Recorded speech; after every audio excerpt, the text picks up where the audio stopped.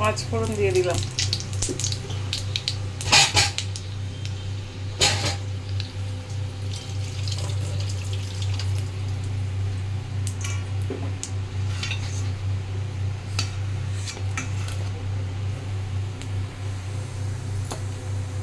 তারপরে এই যে শসাগুলো কেটে নিয়েছিলাম, এই যে দেখুন শসাগুলো দেবো। তেল গরম হয়ে গেছে, আর এই শসার আলু, শসাগুলো কেটে নেবো। এই চাটিয়ে দেবো, কেটে নিয়েছিলাম।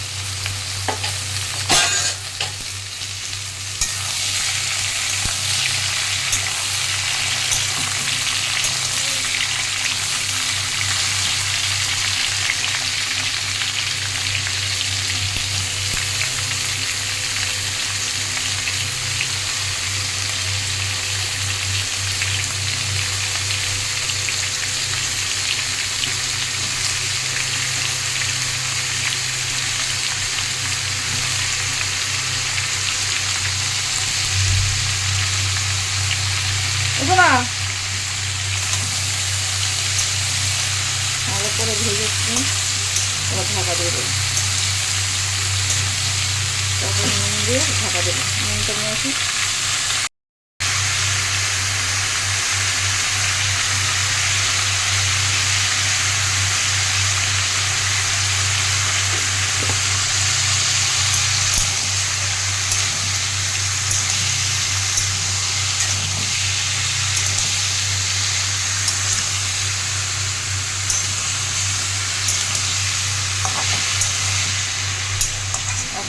ঢাকা দেবো, পরে ফিরে আসবো।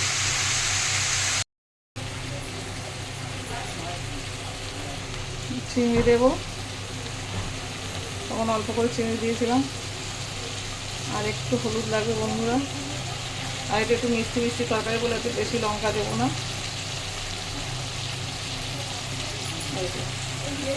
দিয়ে ভালো করে কষিয়ে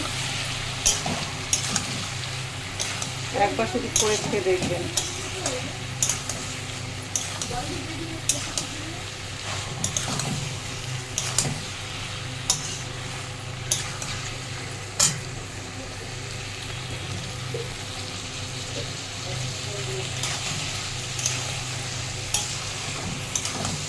জল দেবো, জল দিয়ে ফিরে আসছি।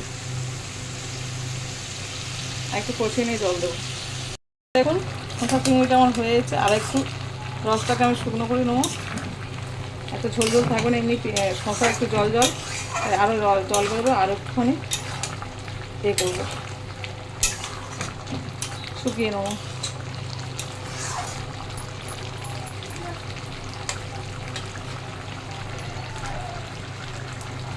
বন্ধুরা কত সুন্দর দেখতে হয়েছে।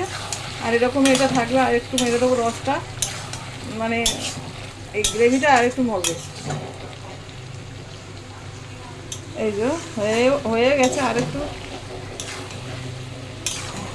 খুব সুন্দর একদম ফাটাফাটি হয়ে গেছে।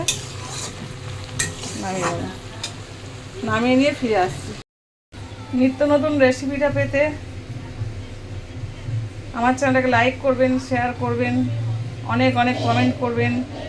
আপনাদের একটা লাইক, একটা সাবস্ক্রাইব, একটা কমেন্ট আমার কাছে অনেক মূল্যবান। আপনাদের জন্য আমি একটু একটু করে আগাতে পারছি। সবাই ভালো থাকবে, সুস্থ থাকবে। ঝড় আসছে, সবাই প্রোটেকশন নিয়ে থাকো, ভালো থেকো, সুস্থ থেকো। সবাইকে টাটা টাটা টাটা।